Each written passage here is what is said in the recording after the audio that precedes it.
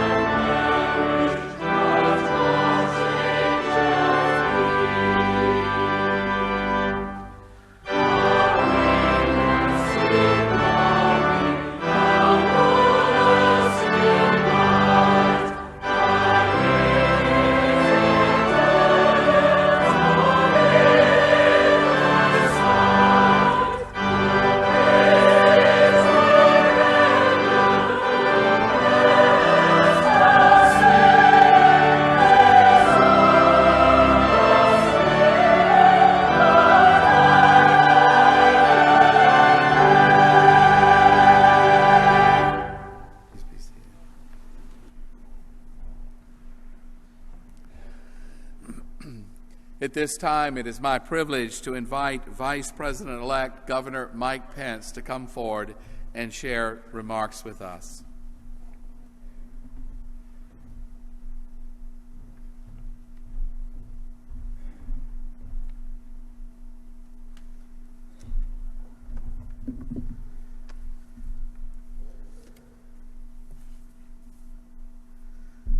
Thank you, Dr. Galloway.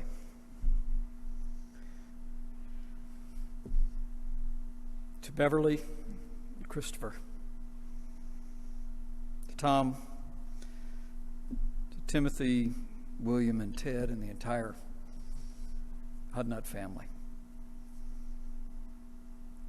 Karen and I are truly honored to have the opportunity to pay tribute to this good and great man of your family that you shared with our city and our state and our nation. And we offer our deepest and most heartfelt condolences on your loss. To Mayor Hogsett, to Governor Daniels, Dr. Galloway, Dr. Enright, Reverend Jacobs,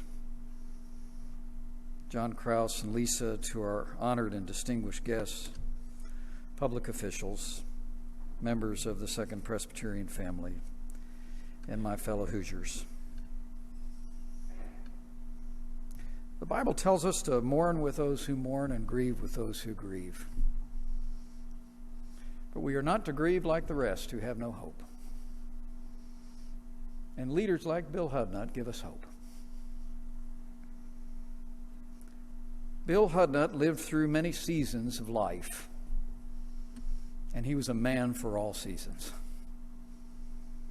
A senior pastor here at Second Presbyterian, a congressman, a mayor of our capital city, the longest-serving mayor of Indianapolis, a civic leader, a professor, a man who would go on to serve the nation in a variety of ways, but he would never forget home. We gather here today to pay a debt of honor and to bid farewell in this life to a one-of-a-kind leader whose faith and boundless enthusiasm inspired all who knew and loved Bill Hudnut. It is said we stand on the shoulders of giants who have gone before, and here in central Indiana, no one stood taller than Bill Hudnut. I remember as a teenager in Columbus, Indiana, watching the Hudnut Hook on television, and the thrill I had as I became involved in local politics the first time I met him. And I found that he was more inspiring in person than he was in his persona. A good and caring man who took a genuine interest in the rising generation and in our small lives.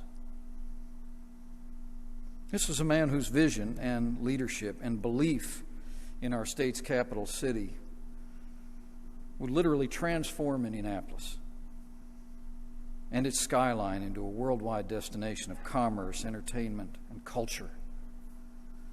I remember when I came up to Indianapolis to go to law school in 1983, I think there was one tall building, and I thought that was neat. But by the time Bill Hudnut was done, Indianapolis was headed to be a global city of enormous influence that continues to widen to this day. I'll never forget that day in 1984 as a law school student. I see Speaker Bosma here. He probably wandered over to the Hoosier Dome that day as well.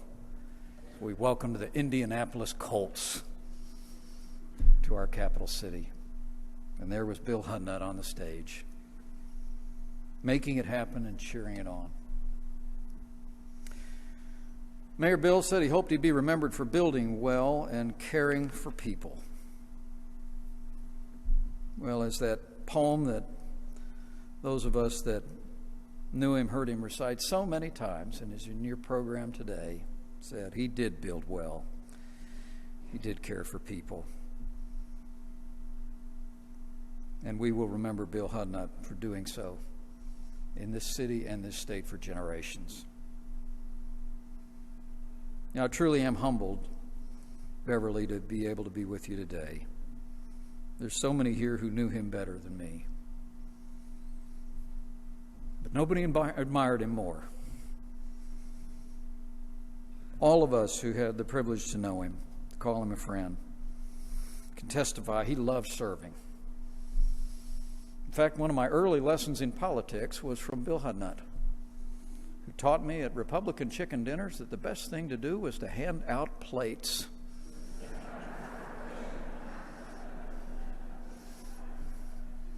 And when he wasn't there to do it, I did it.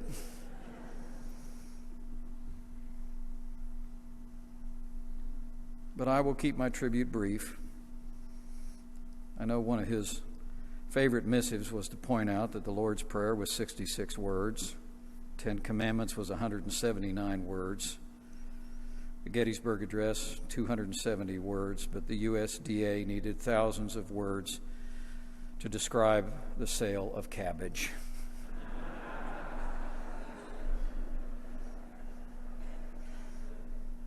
Bill Hudnut was a man of principle and of deep compassion. Believed in the value of limited government and the power of the spoken and written word. In fact, people across our capital city and our state were able to share in his goodbye as it came in written words, a valediction forbidding mourning. Bill Hudnut fought the good fight. He finished his race, his journey, and his life much as he led it, thoughtful, introspective, with purpose and joy, and the absolute assurance that he made a difference. As we mark the passing of this uniquely gifted man, I cannot help but think of the words King David said after he learned that Abner had fallen. He said in 2 Samuel, quote, "Do you not know that a prince and a great man has fallen in Israel this day?" Bill Hudnut was a leader for Indiana, and he will be deeply missed by all who loved him. But Indianapolis and Indiana will never forget Bill Hudnut, and his character and his compassion and his contributions will endure. God bless you, Mayor. Thank you for building. Thank you for caring.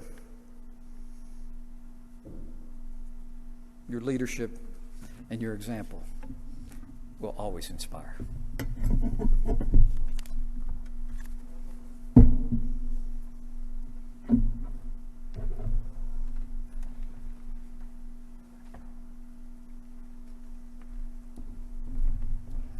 Thank you, Governor.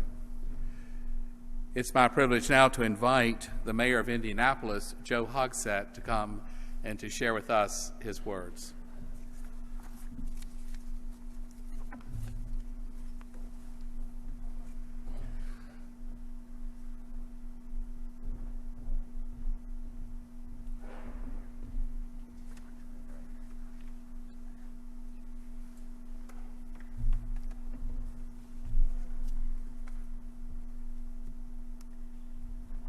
Good morning.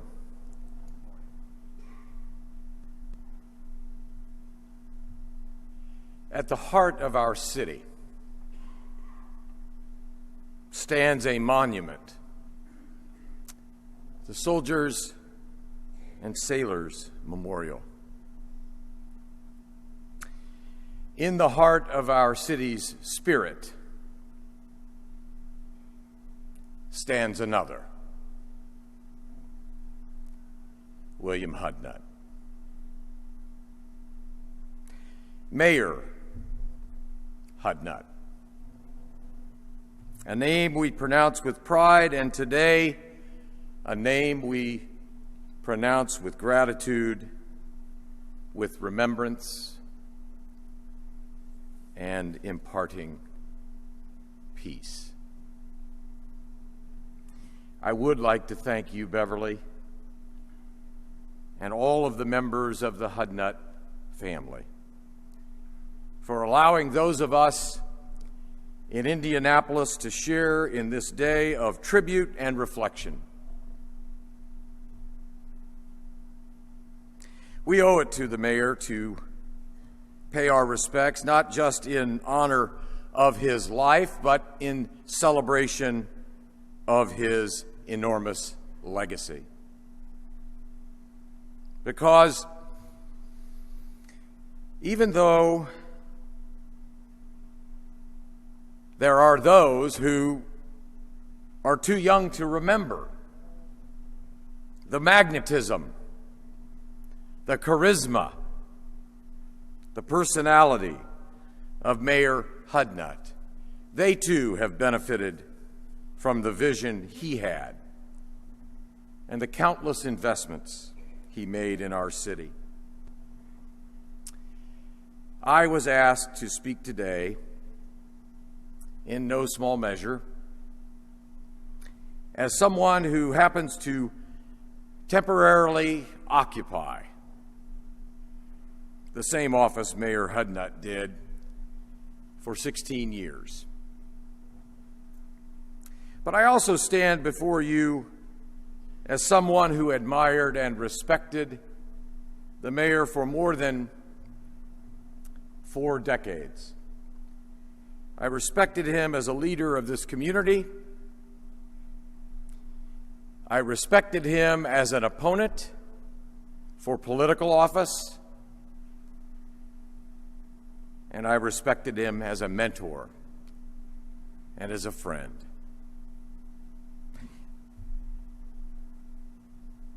One of the greatest compliments that I can receive from a member of our community is, that reminds me of something Mayor Hudnut would do. Truly.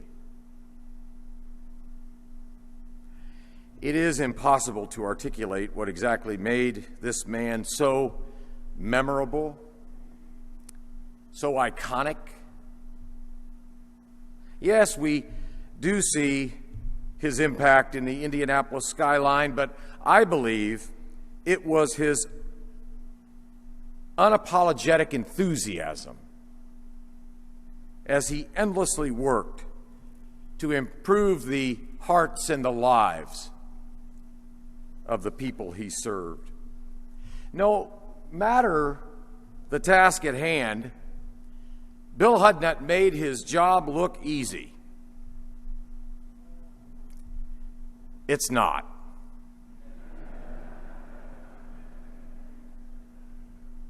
It's tough.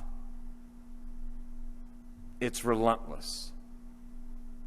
It's consuming.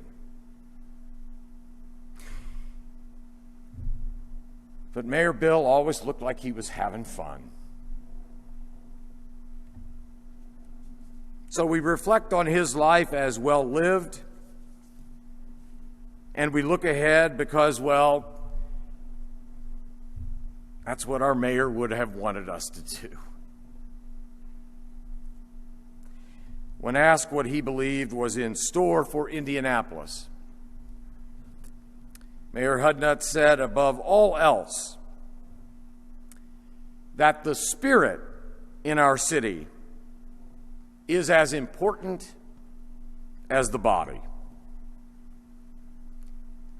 For the prosperity of both, the spirit as well as the body of our city,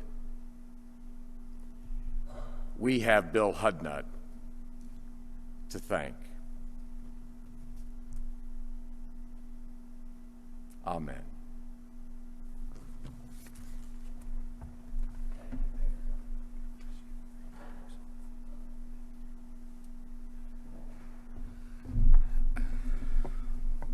Thank you, Mayor. Let us all stand and join together in prayer.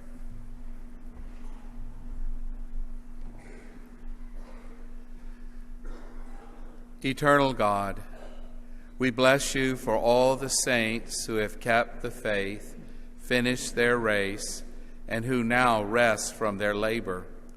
We praise you for those dear to us whom we name in our hearts before you. Especially we thank you for Bill, whom you have now received into your presence. Help us to believe where we have not seen, trusting you to lead us through our years. Bring us at last with all your saints into the joy of your home, through Jesus Christ our Lord. Amen. Please be seated. I would now like to invite Kim Hood-Jacobs and Tom Hudnut to please come forward.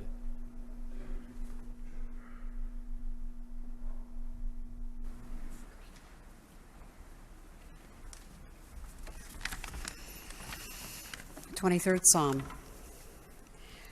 The Lord is my shepherd, and I shall not want. He makes me lie down in green pastures. He leads me beside still waters.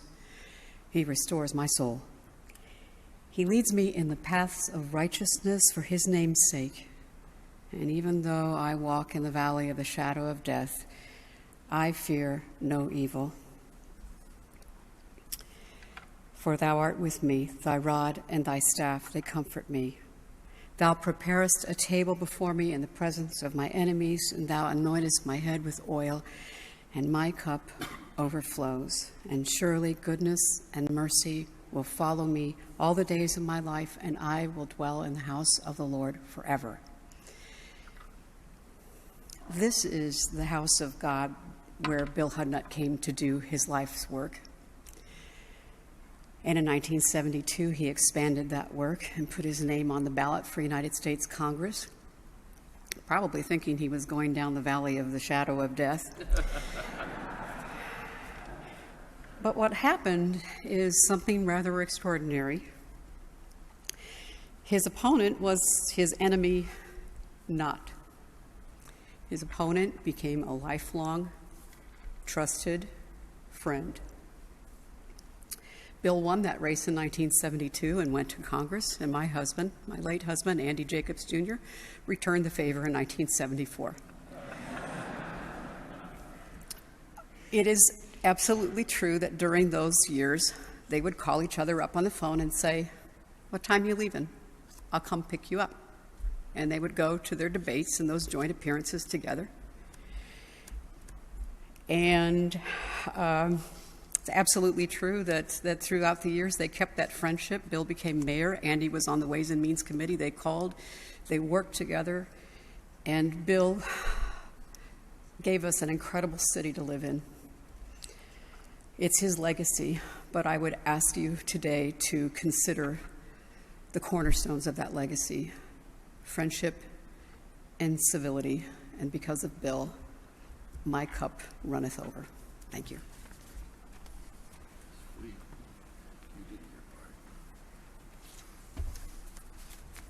This is a great occasion. It really is. It may be sad, but it's a grand occasion nonetheless. And as Bill knew better than most, you can't always be happy, but you can always be cheerful.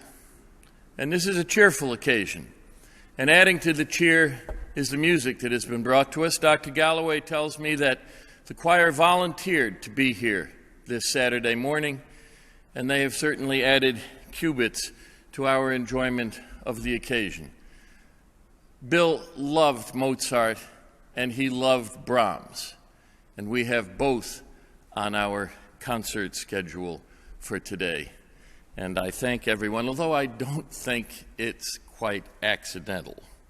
Bill's reach was long and extended even into programming the music for today. I'm Tom Hudnut. I'm Bill's brother. There were 6 of us kids. Bill was the oldest. I am the youngest. There were 5 boys and 1 girl. As the youngest of all those boys, you might imagine, I suffered my share of good-natured abuse growing up.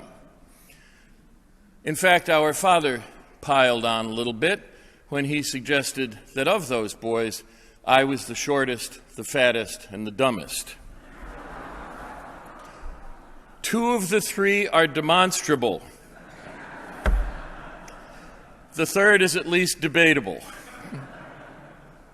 What is not debatable is that Bill was the tallest, the thinnest, and the smartest. Ever since he was a schoolboy, the rest of us have referred to Bill's massive intellect, the way a short-armed prize fighter might talk about an opponent's longer reach. It was simply beyond our ability to grasp or even to compete. Billy set the standard for his siblings in so many ways. He was such a happy baby that our parents nicknamed him Jolly. Small wonder that Schiller's Ode to Joy, as set to music by Beethoven and in the hymn Joyful, Joyful, was a refrain that he frequently returned to in his life. Bill was an academic superstar from kindergarten all the way through grad school. All A's all the time. Sweet legacy to follow. A profusion of varsity letters adorned the walls of his bedroom like diplomas in a doctor's office. Soccer, basketball, baseball, tennis, you name it, he could do it. He was dutiful, respectful, hardworking, high-achieving, even as a kid. He rounded up so much paper during World War II that he won an Eisenhower Medal and received a congratulatory letter from President Roosevelt. Perhaps the future politician thought this was an invitation from the president to initiate a correspondence, so he wrote back to the president. And his letter began, "Dear Mr. President, I have 3 brothers and 2 of them stink." The rest of the letter is lost to posterity. I think the key to Billy's intellect was his incredible ability to concentrate, to maintain focus on what was important.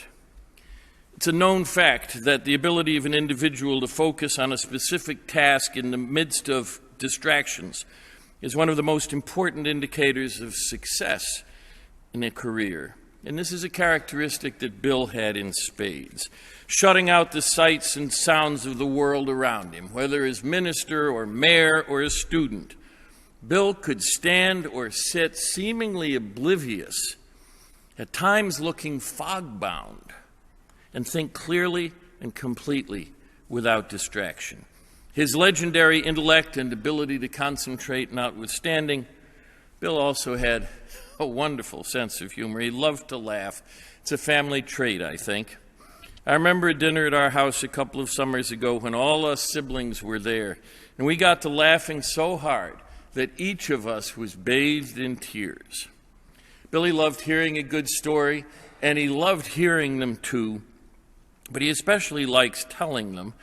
You may have heard some of them from him, because I often heard him tell the story of the family that was new to the neighborhood, and the milkman came by to offer his services, and the lady of the house said, "Well, what's your name?" And he said, "Humphrey Bogart."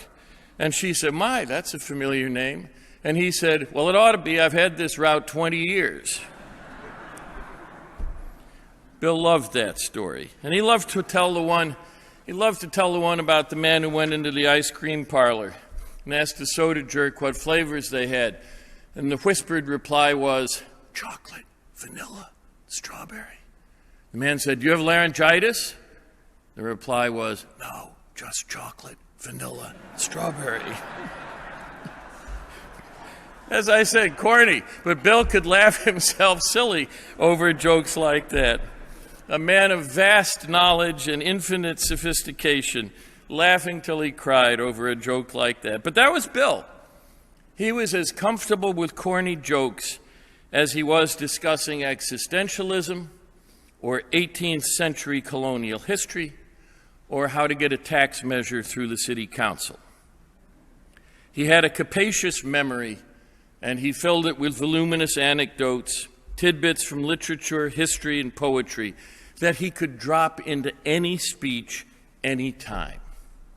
His mind had many facets, but I think there was one overriding characteristic that made Bill who he was. He was interested. He was always interested. He was interested in ideas, in change, in improvement, and above all, he was interested in people. He was interested in whomever he was with. And when he was talking to you, he was interested in you. No one was more important in his life at that moment than you. And he did not have that looking over the shoulder to see who was more important and whom he could talk to next quality that one so often encounters. No, it was you. You were the most important person in his universe at that particular moment. From our mother, he learned to treat people well. He often commented on her ability to be comfortable in the company of princes and paupers, as he put it, and he modeled himself on that. He was unfailingly pleasant to the little people in our lives, the groundskeepers, the toll collectors, the secretaries and stenographers, the clerks and the tellers. He made little people feel big. I witnessed this on a daily basis at the cafe in our little town in upstate New York, where we would go for breakfast, he and I, and the waitresses there just loved him. In our family, we have a strong sense of place, a love of place, and it's for that place near that little town in upstate New York, nestled in the heart of the Adirondack Mountains. That place occupied a spot in Bill's affections on a par only with his love for this place, Indianapolis. He loved this city. He loved its inhabitants. It was never far from his heart or his mind. The same can be said for our family place. Billy loved it there. He couldn't get enough of it.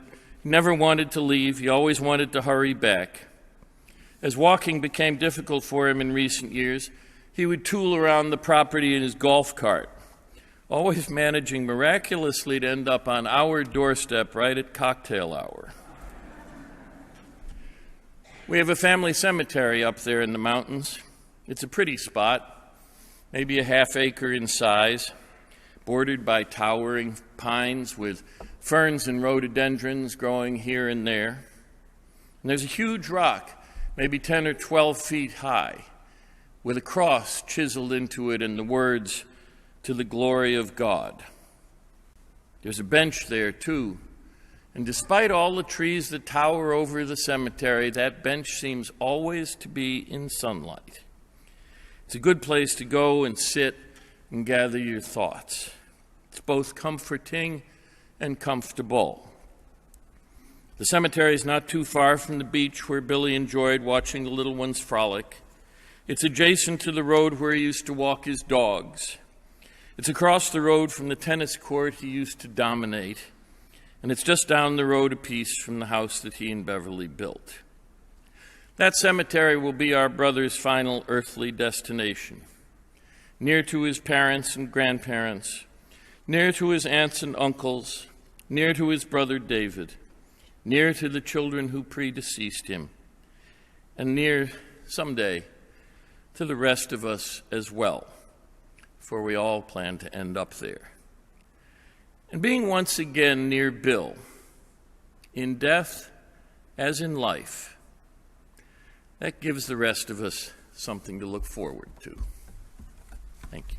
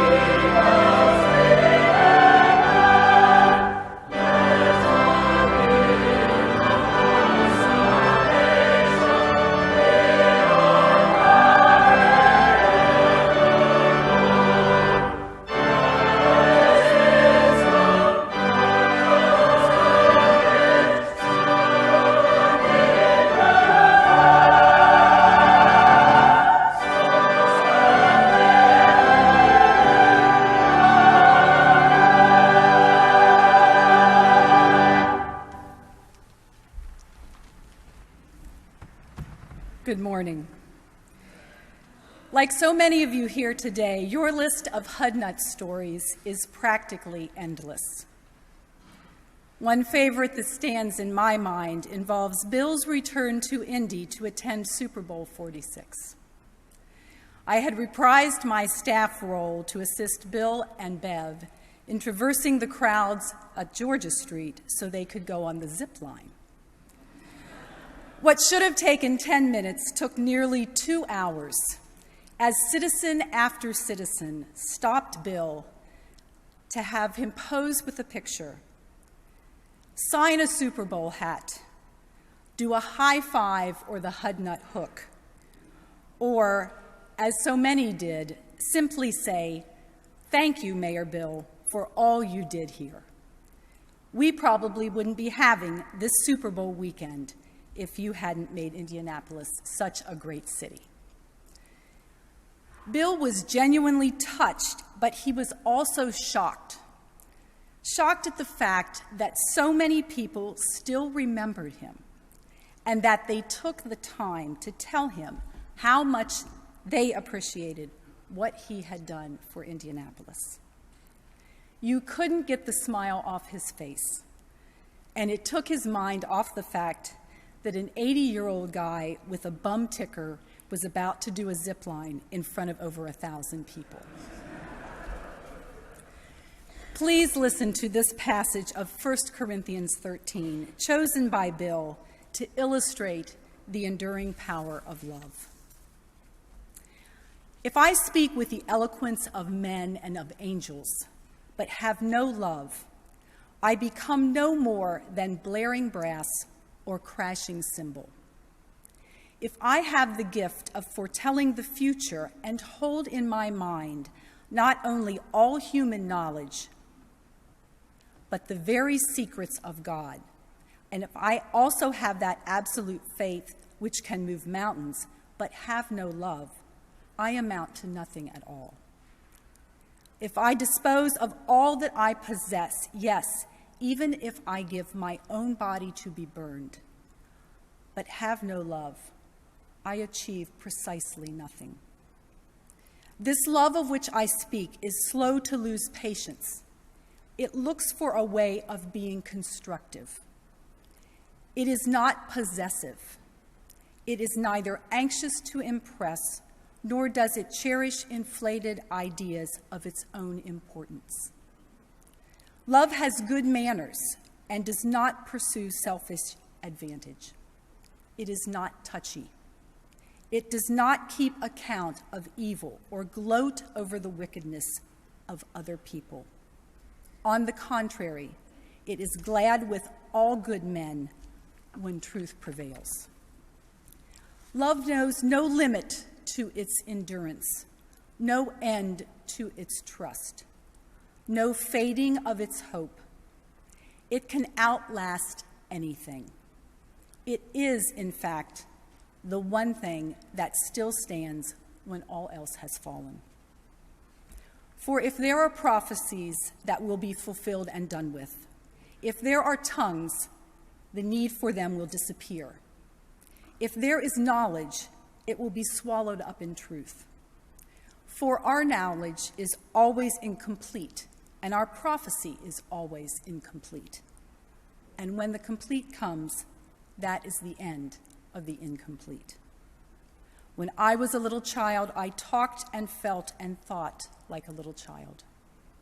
Now that I am a man, my childish speech and feeling and thought have no further significance for me.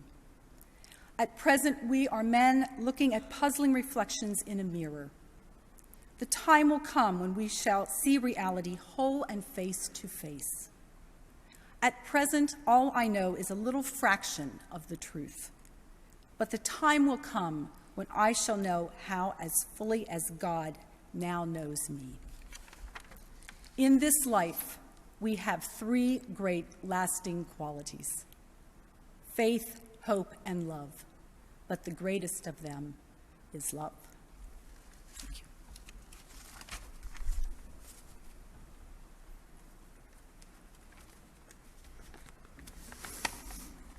I can never be in this beautiful sanctuary without a fond old memory coming back, rushing back.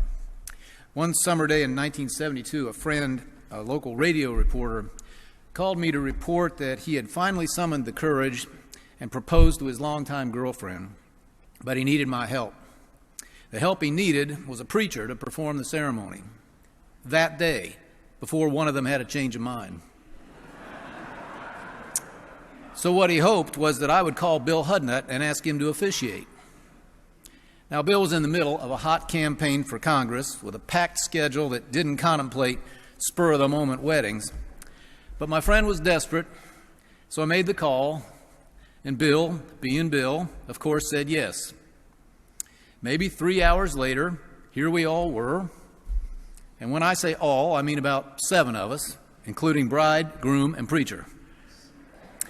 15 minutes later, including an extemporaneous but eloquent Hudnut homily, my friends were husband and wife. After kissing the bride, the groom turned to us and said, "Well, I always wanted a big church wedding, and this is one big bleeping church."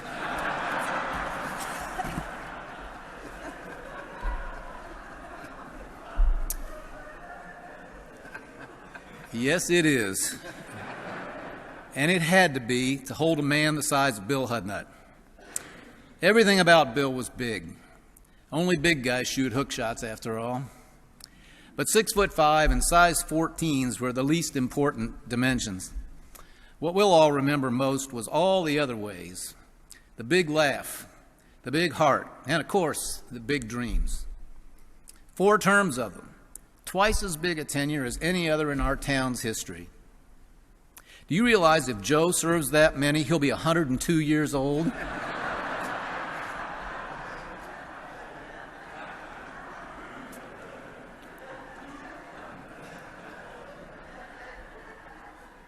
Bill had such big presence.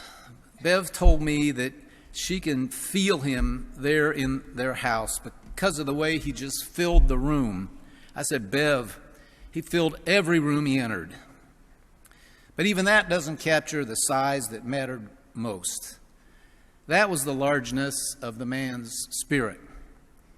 In that year, 1972, Bill left the world of spiritual service for the world of public service and found himself in the first of what Ken reminded us became 2 bruising back-to-back campaigns against our late friend Andy Jacobs, with Andy the ultimate victor and longtime holder of the seat. It said so much about each of these 2 men that their subsequent years were marked not only by public politeness and respect, but by genuine personal friendship and affection. For those who knew Andy, his being a gracious winner was no surprise. For Bill, the vanquished party, to reciprocate as he did proved so typical of the grace he brought to all the public life that followed. Bill Enright recalls saying, as that second career unfolded, "For a preacher, not a bad politician. For a politician, not a bad preacher." That minister-mayor combination, so odd to some people at the time, in retrospect sounds very appealing. In so many ways, Bill Hudnut personified the qualities: civility, goodwill, empathy, practicality, which are in such sadly short supply these days. Those same qualities explain Bill's success as a mayor and as the highly appealing candidate he had to be to win 4 elections. 100 times I've tried to explain to aspiring Republican politicians the value, the rightness, and the fun of connecting in authentic, natural ways with everyday people. The point is, you'll be not only a better candidate, but a lot better office holder for those experiences. No one had to explain that to Bill Hudnut. I offer as Exhibit A the unforgettable photo of Bill in a bathing suit sharing a fire hydrant shower with a bunch of African-American children. Sure, candidate Bill wanted everybody's vote, but that wasn't what drove him.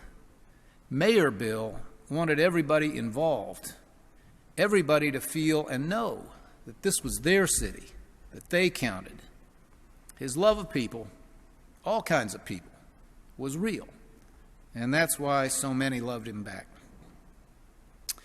A century ago, on the passing of another larger-than-life figure, it fell to a schoolboy in Oyster Bay, New York, to sum up the deceased better than all those big shots and worthies who had already had their say.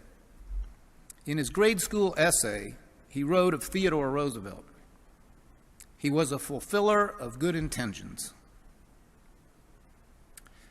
I always thought that would be a terrific way to be remembered. That's the way I, for one, will remember Bill Hudnut.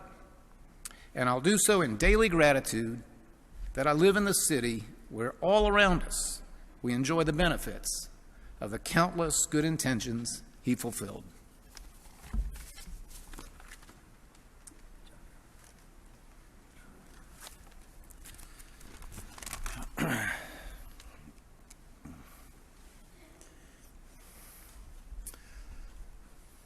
When Bill Hudnut was asked, "What did you know about the office of mayor before seeking it?" he replied, "Not much." When he took office for the first time on January 1st, he noted that a winter storm might be headed toward Indianapolis. He told people that if that storm hit Indianapolis, that is Luger's storm, not mine.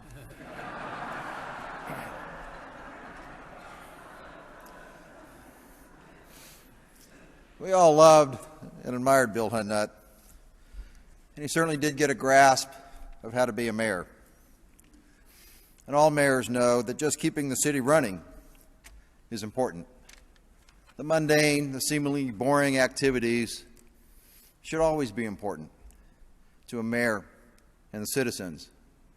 But Bill put it best. Doing the mundane is important in people's lives.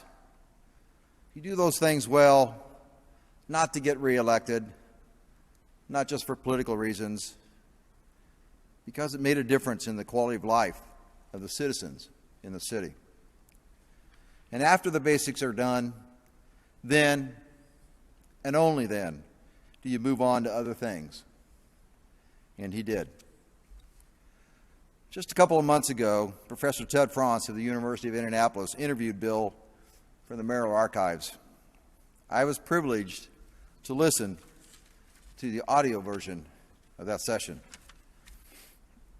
For those of us who have held office, it would not surprise you that the public memories of this mayor are not quite the reality that Bill remembered.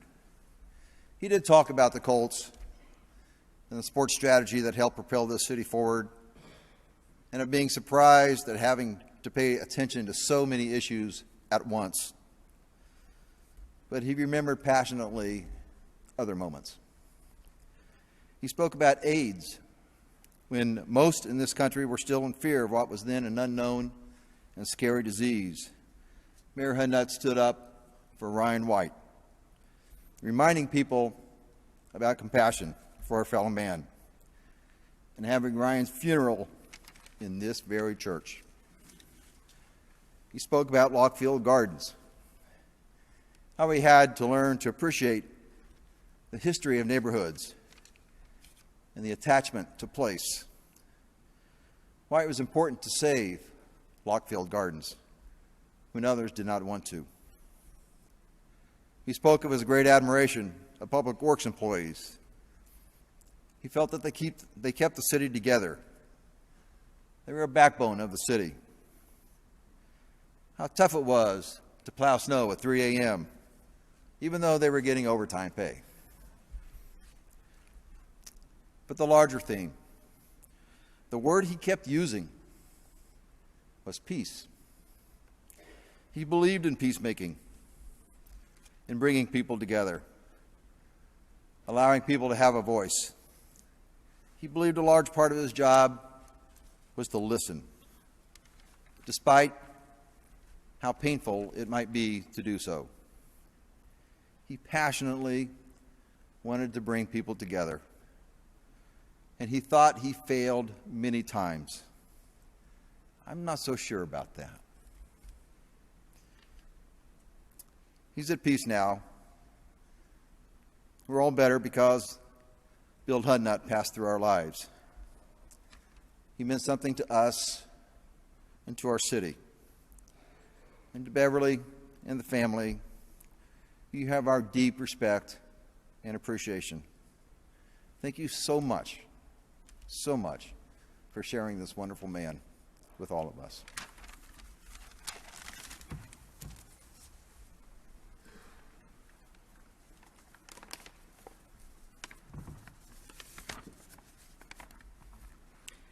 As everyone knows today, the man we knew and loved, Mayor Bill, was a minister before he got into politics. Yet he never tried to impose his faith on his city. Rather, he saw the city as his congregation. Good shepherd that he was, he wanted to protect us and lead us forward. He didn't want to leave anyone behind. At some point in his ministry, I'm sure Bill preached Proverbs from this pulpit, and I'm sure he knew the verse that says, "Where there is no vision, the people perish." And man, did Bill Hudnut have vision. Bill knew if he was going to protect his flock and move us forward and leave no one behind, that he had to put this city on the map. He knew that Indianapolis had an image problem. He knew that we lacked confidence in ourselves, and we suffered from an overdose of Hoosier humility. During his time in office, to be sure, Bill Hudnut wanted to change the brick and mortar, but he also wanted to give us bragging rights and a sense of bravado. I don't know about you, but looking around this city, I think he put